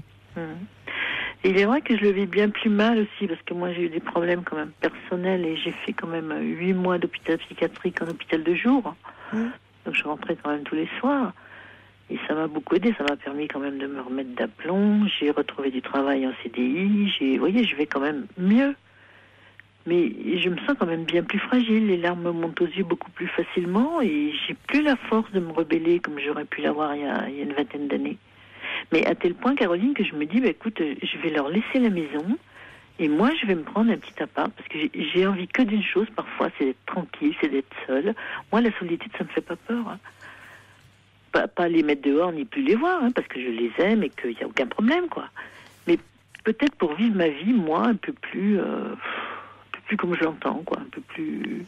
Non, mais il s'agit pas, attendez, c'est pas vous qui allez partir de la maison, là vous êtes un peu, c'est parce que vous êtes là, c'est fatigué que vous dites ça, donc un peu du coup vous baissez les bras et en disant bon allez après tout, je leur laisse les clés de la maison et je vais aller habiter ailleurs, vous voyez, mais c'est non, comme dit Prune, c'est faites-vous respecter en ayant une explication un peu ferme, mais c'est à vous de prendre soin de vous, c'est parce que vous êtes fatigué aussi, et vous avez peur de l'affrontement. Au fond. Ah oui, terriblement. Vous avez peur du conflit, de l'affrontement. Oui, j'étais élevée d'une façon tellement autoritaire. Moi, j'avais même pas le choix. Maman passait ses journées à lire, donc j'étais obligée. Nous étions 6. J'étais enfant, j'étais donc quand même obligée de participer et très tôt et énormément aux travaux de la maison. Et je me suis toujours dit, je n'élèverai pas mes enfants pareil. Mais c'est vraiment un peu le cas extrême, quoi. Oui, mais c'est souvent, vous savez, on veut tellement s'écarter parfois du modèle que l'on a reçu, qu'on est parfois dans l'extrême inverse. Donc, vous avez du mal à leur... du coup, vous avez peur de vous affirmer. me rend compte maintenant. Et là, dans l'exemple que vous donnez, c'est flagrant de dire, Je me rends compte maintenant. allez, je vais leur laisser la maison. D'ailleurs, vos enfants, ils ne savent pas ce qu'ils demandent. Parce Non, que pas ça du se tout. passe bien avec Ah mais eux. pas du tout, ils seraient pas du tout contents puisque je m'en aille. Mais non, ça, oui. ils sont bien dans la maison Tout à parce fait, que vous y êtes. On passe d'excellents moments, ça se passe très bien. Non, mais c'est vrai. Hein. Non, mais je crois qu'il faut que vous leur disiez que vous êtes un peu fatigué et puis que le temps que vous passez à toutes ces tâches ménagères, Marie-Annick, vous pourriez aussi le passer à faire des choses un peu pour vous. Ben oui, parce que regardez, demain en plus je travaille. Oui. Dimanche, donc je vais passer ma journée à faire des tâches ménagères. Et lundi, je retravaille. Oui, ça va pas. Etc., quoi. Ça va pas. Et je n'ai pas d'amis, j'ai plus le temps de sortir. J'ai juste le temps de lire les soirs en attendant donc votre émission que j'adore. Et puis. Oui, mais si tout, c'est pour le seul moment où vous pouvez souffler, ça ne va pas. C'est-à-dire qu'il faut que vous trouviez des moments un peu de bien-être et de plaisir.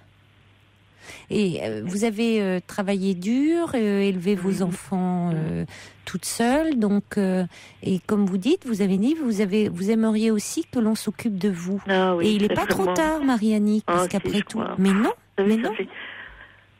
Mon dernier ami m'a quitté en 2004. Vous vous rendez compte? Je compte même plus les années parce qu'il doit en avoir un nombre incalculable. Je les compte même plus. Mais écoutez, et j'ai pas envie qu'on s'intéresse à moi. Je sais pas, ça me fait peur. Non, vous en avez peur, c'est différent. Oui, j'en ai peur. C'est pas que vous n'en avez pas envie, c'est que vous en avez peur et vous avez l'impression que c'est pas possible. Et puis en plus, je me dis mais c'est pas possible quoi. Quand je regarde la femme que j'ai été, que je regarde celle que je suis maintenant, même ne serait-ce que physiquement, je me dis mais non, on n'essaye même pas quoi. C'est même pas réalisable. Mais vous avez quel âge? J'ai 56 ans. Mais c'est pas vieux. Non, je sais. Oui, mais bien, attendez, mais parce que ma vie est cassée. Oui, mais parce que vous ne prenez plus le temps de vous occuper de vous. Donc, vous regardez la femme que vous avez été. Oui, mais je ne sais pas en fonction de quoi vous vous basez, parce que si on regarde, ne serait-ce que physiquement, Caroline, parce que j'étais. C'est pas pour dire, mais j'étais comme quand j'ai 40 ans, 45 ans, j'étais une femme désirable, j'étais, on va dire, même une belle femme. Oui. Et j'avais beaucoup de succès, même si j'avais toujours vécu toute seule, j'ai jamais voulu revivre en couple. Et depuis que mon dernier ami m'a quitté en 2004, je me suis vue vieillir et dégrader à une vitesse phénoménale, quoi.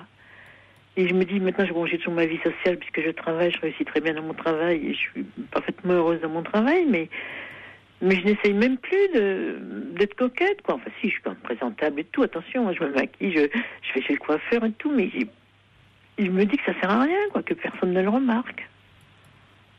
Moi, je pense pas que personne ne le remarque. C'est-à-dire que vous avez perdu confiance en vous. Oui, je crois de ce côté-là totalement. Oui. Alors c'est vrai que c'est toujours compliqué quand on regarde effectivement on regarde de ce que l'on a été à 30 ou 40 ans et qu'on reste bloqué par rapport à certaines images. Bon, vieillir est toujours compliqué. Alors on se dit à ce moment-là j'étais dans un potentiel de séduction assez fort. Aujourd'hui j'ai perdu de ma séduction. Mais vous savez aussi le fait de ne plus avoir sur soi un regard désirant fait qu'on a l'impression que l'on n'est plus désiré. Mais c'est vrai que quand on perd aussi confiance en soi, on a l'impression qu'on n'est plus aimable aux yeux des autres. Donc moi je pense que les autres ne vous voient pas, et les hommes en particulier, comme vous voyez. Mais c'est vrai que si déjà vous ne vous trouvez pas aimable à vos propres yeux, ça se sent. Dans ce que dans votre façon d'être et dans votre attitude. Le thérapeute que j'avais m'a bien fait comprendre tout ça là pendant les quelques mois où j'étais en hôpital de jour. Ça m'a beaucoup aidé cette histoire d'hôpital de jour. Mais parce que si vous voulez, pendant un temps, vous étiez, il y avait plus que finalement. En tant que femme, vous étiez complètement en sommeil. Il n'y avait plus que votre travail, la maison, les enfants, et puis comme si vous aviez fait une croix là-dessus. Ça ne veut pas dire que ça ne peut pas se réveiller, mais il faut continuer à travailler là-dessus. Et donc, pas vous laisser enfermer. Comment ? C'est comme ça depuis 2004. Et alors ? Vous savez, c'est 7 ans ? Oui, mais alors, qu'est-ce que c'est 7 ans ? 7 ans, j'ai pas regardé un homme. Et alors ? J'étais jeune, j'avais même pas 50 ans. Oui, mais justement, ça veut dire qu'il est aussi temps à un moment sortir de ce cycle où au fond, et c'est peut-être ça aussi que au fond vous quand vous dites par rapport à vos enfants, vous dites vous n'en pouvez plus, vous avez l'impression d'être la boniche et tout, mais parce que vous vous enfermez vous-même dans ce rôle-là. Oui, mais je m'en rends bien compte parfois. C'est-à-dire que vous êtes transparente, vous avez le sentiment, c'est-à-dire qu'il y a aussi quelque chose qui, bon, certes, il y a l'attitude de vos enfants, mais il y a aussi quelque chose de vous-même où vous n'existez pas assez, par vous-même. C'est vrai que aussi n'ont jamais connu une maman que dans l'état où je suis actuellement. C'est vrai aussi, ça je le reconnais. Donc, ça veut dire que pour vous, mais aussi comme pour eux, il est important que vous preniez davantage soin de vous. Je suis tellement peur de les décevoir, si vous saviez. Non, mais attendez, il n'y a pas de raison que vous les déceviez. L'important, c'est que vous ne vous déceviez pas vous, c'est que vous reprenez. Mais non, mais l'important, Marie-Annick, c'est de reprendre confiance en vous. Oui, mais comment ? Eh bien, en continuant ce travail avec vous-même. En étant moins dur, en apprenant un peu à vous aimer, et comme le dit Prune, en vous réconciliant un peu avec vous-même. Et en arrêtant de vous fixer sur de dire oh là là, ça fait 7 ans que j'ai pas connu d'homme. Attendez, c'est pas le temps qui compte, c'est l'important, c'est votre temps à vous. Mais en plus, je le dis comme ça parce qu'on en parle, mais et en plus, je vous assure que c'est vrai, ça ne me manque même pas. Mais je comprends parce qu'en ce moment, vous n'êtes pas dans cette disposition d'esprit. L'important, c'est que vous arriviez à restaurer une meilleure image de vous-même. Donc l'important, c'est pas tant que vous ayez à tout prix un homme dans votre vie.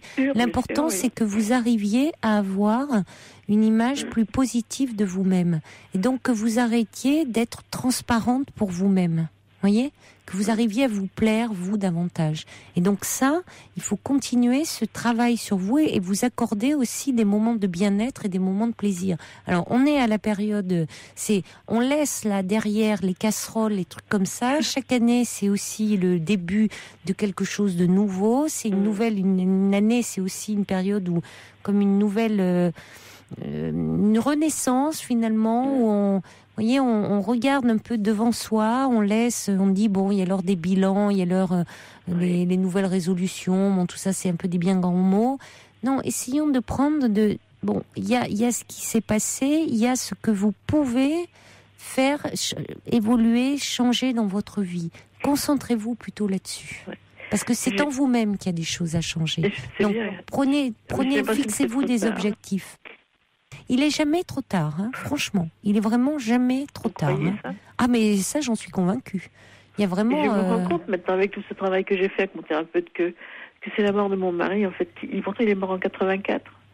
Mais c'est quelque chose que j'ai en fait jamais accepté, quoi. Je suis toujours restée toute seule. Après, je n'ai jamais revécu en couple avec personne. Bon, bien sûr, j'ai connu des hommes, mais du coup, il est important d'en parler maintenant dans votre thérapie, vraiment. Et il n'est pas trop tard pour le faire.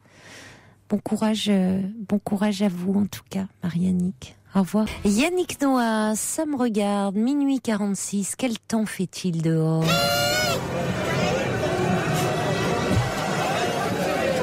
Voilà, voyez ?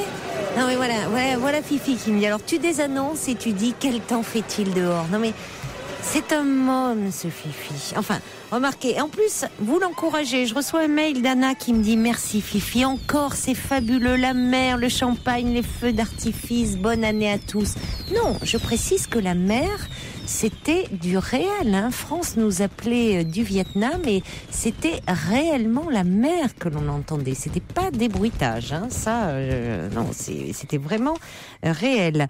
Je voulais faire toutes mes amitiés à Chippy de Toulouse qui voulait souhaiter tous ses vœux pour cette nouvelle année, le meilleur à toute l'équipe, en commençant par le beau Fifi, me dit-elle. Et j'espère que cette année 2011 sera pour tous les fidèles de la nuit Une année douce et reposante après les difficultés que tout le monde a dû surmonter ces dernières années. Perle de rosée qui dit très belle et heureuse année à vous, chère Caroline, et à toute ma famille de la nuit. Une année pétillante, heureuse, chatoyante, pleine d'amour et de jolies surprises. Thierry de Brest également qui nous souhaite à tous une belle et heureuse année. Michel qui me dit, oh moi, je suis seule, je me suis couchée à 20h, il faut que je me repose parce que je ripaille les 364 autres soirs de l'année. Et puis Annie dit bonne année à toute votre équipe, à tous les auditeurs de ma part, ainsi que de la part de Flanelle, ma petite chienne coton de Tuléar, qui est avec moi. Je suis seule ce soir, je suis kiné et de garde. Et on accueille tout de suite Sergio. Bonsoir Sergio. Bonsoir Caroline, bonsoir à tous. Et le gardement des chaînes. Ah ben ça. Un an de frustration qui sort d'un coup là. Ah, vous avez vu ça? Voilà. J'ai pas vu, j'ai entendu, mais c'est vrai, c'est un bonheur. Il doit se faire plaisir. Ah là, il se fait. Ah là, il est heureux, mon Fifi, ce soir. Hein. Et oui, il va après remettre tout ça dans sa poche pendant 364 jours. Non, le 14 juillet, il se lâche un petit peu de temps en temps. Ah, c'est vrai, mais moins quand même. Mais oui, c'est vrai. Ouais, mais 14 juillet, il a quelques vieux pétards mouillés en réserve, c'est tout, hein. Puis aux anniversaires, il a un petit bouchon qui saute comme ça. J'ai dit, t'en as qu'un, ça fait un peu misérable. Ça slash, là. Et puis alors là, il s'est dit, là, il y a Sergio, là, je vais mettre le paquet. Hein. Oh, ça fait plaisir, c'est un grand honneur, je suis très honoré. On est heureux de vous entendre, Sergio. Vous savez que Harmonie nous a envoyé un petit courriel pour dire, alors elle voulait souhaiter évidemment un mail à toute l'équipe. Elle dit, bon, on peut parler, Fifi, quand même. Non, mais c'est pas possible, ça. Alors, moi, je serais vous, je la ramènerai pas trop, parce que je vous rappelle que vous avez oublié le pinard, quand même. Donc, je la ramènerai c'est vrai. Non, mais je pense qu'il se venge, en fait. Vous voyez, je dis, Harmonie dit, je voulais vraiment avoir un mot pour toutes ces personnes de l'ombre qui nous mettent en lumière avec bienveillance. Et je dis souvent, sans Fifi, on ne s'entendrait pas le soir, hein, puisque c'est grâce à lui que nous pouvons nous entendre. Ce soir, remarquez, il se lâche, il se venge de je ne sais quoi. Il veut même couvrir nos voix. Bon, en tout cas, et Harmonie dit, j'espère que Sergio sera là, je l'aime bien, et je sais qu'il intervient cette nuit de l'an habituellement. Bis à lui, je serai à l'écoute, dit Harmonie. Vous m'avez un petit peu mis la pression. Ah vous avez envoyé un petit texto hier en disant je sais pas si j'appellerai mais j'aimerais bien et tout. Chose à dire d'intéressant donc bon. Vous entendre.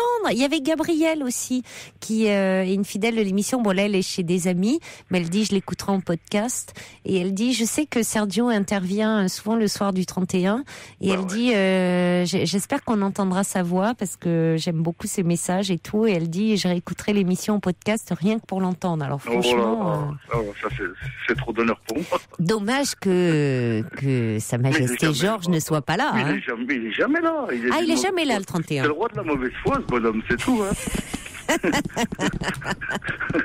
Le 31, il est jamais là. Non. Jamais. Il était en début d'émission, il en était, je vous dis, à manger ses huîtres et il avait l'outrecuidance. Mais non, elles sont pas passées. Et il y a 2 jours, il écoutait pas parce qu'il jouait au tarot. Vous savez qu'il adore jouer au tarot. Il est jamais là. Quand il se couche pas tôt parce qu'il est fatigué, il a un travail qui l'épuise beaucoup. C'est vrai que nous on fait rien, nous on n'est pas fatigués. Non, mais gouverner le royaume de la nuit, ça lui demande beaucoup d'énergie. Normalement, il devrait être là pour honorer ses sujets un soir comme aujourd'hui. C'est vrai. Il aurait pu, comme notre président de la République, mais là on est dans une royauté, enregistrer un message. Ouais. Non ?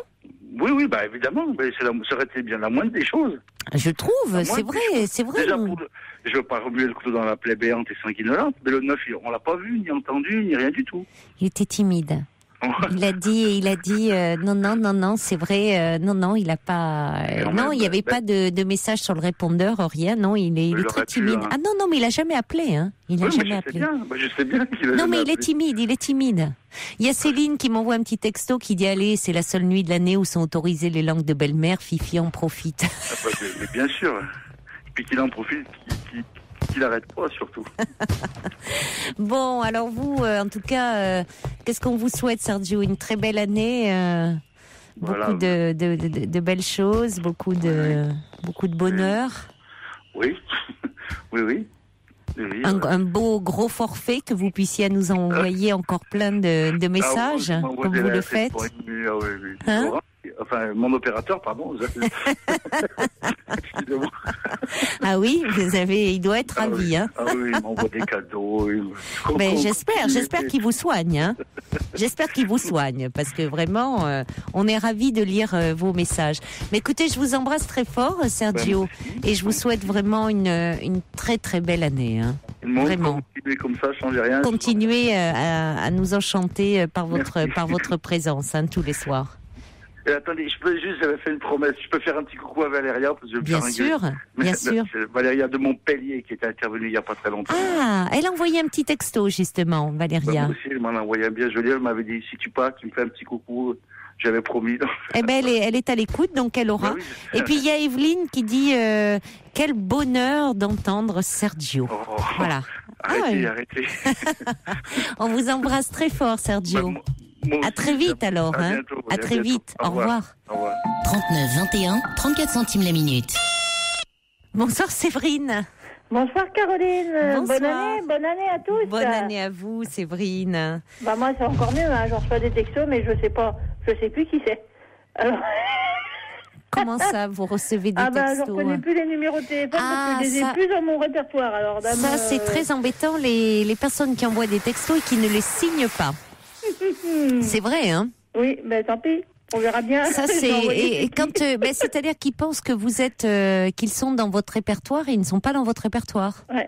Oui, je pense que c'est quelqu'un avec qui j'ai dû communiquer un moment puis j'ai dû l'effacer. C'est peut-être un ex et puis c'est peut-être un ex que vous avez effacé de votre répertoire et qui pense à vous. C'est quelqu'un à qui j'ai dû.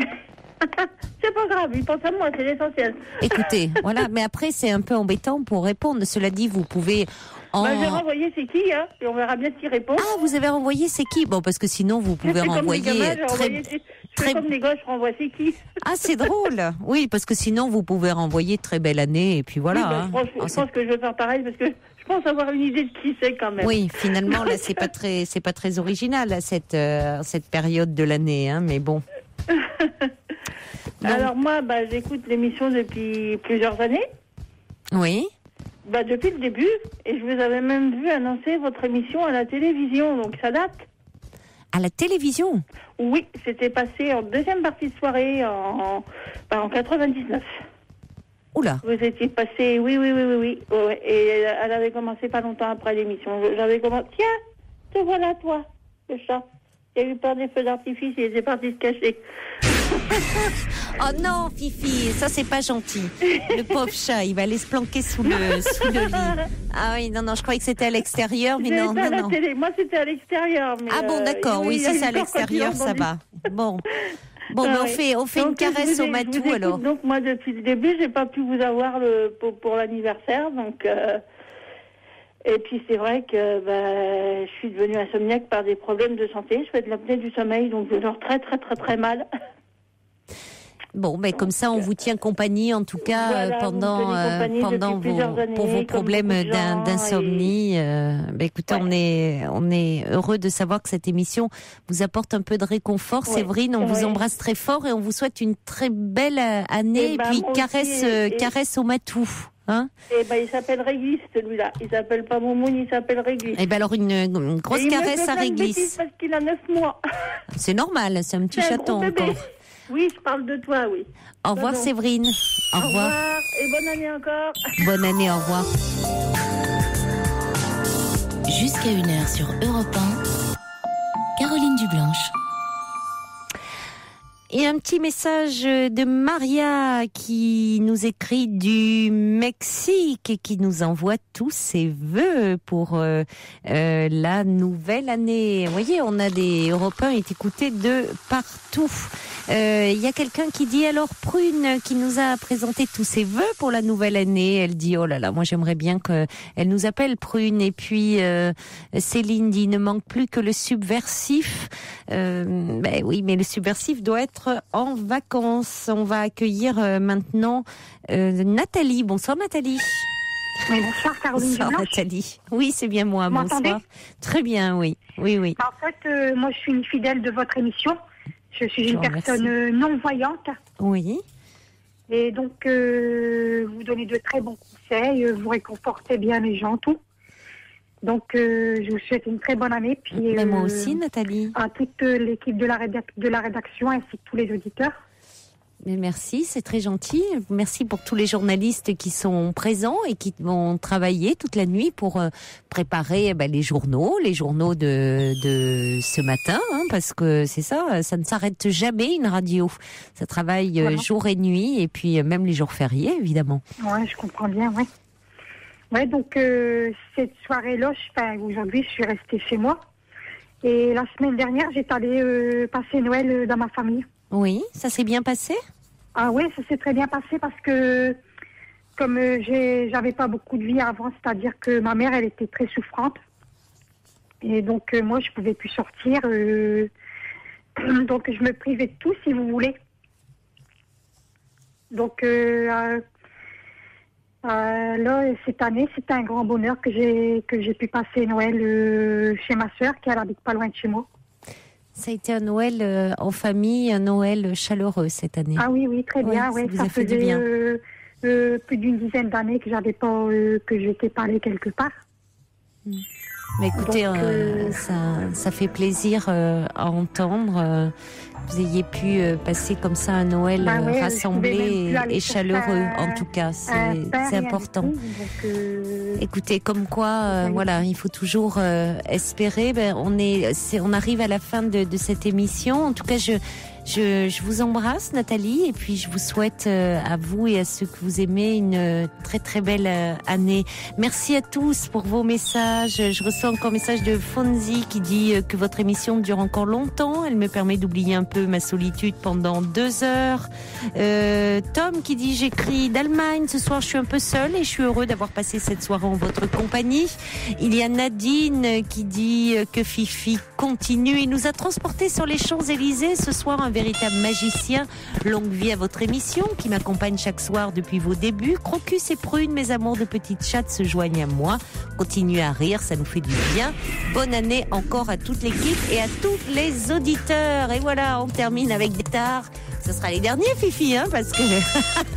Allez, un petit déferlement de feux d'artifice, de pétards. Encore une merveilleuse année au nom de toute l'équipe. On vous embrasse très fort. On se retrouve lundi, bien évidemment.